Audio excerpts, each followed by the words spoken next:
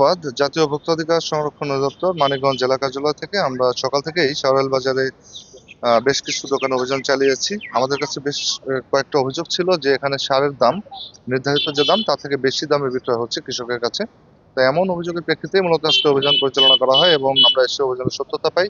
আমরা দেখেছি যে ইউরিয়া সার যেটা ১৩৫০ টাকা প্রতি বস্তা বিক্রয় হওয়ার কথা ছিল সেটা ১৬৫০ টাকায় বিক্রয় হচ্ছে, মানে প্রতি বস্তায় ৩০০ টাকা। এছাড়াও দেখেছি ডিএপি সার ২১ টাকা যেটা কেজি সরকার নির্ধারিত দাম, সেই সার বিক্রয় হচ্ছে ৩৪ বা ৩৫ টাকা প্রতি কেজি।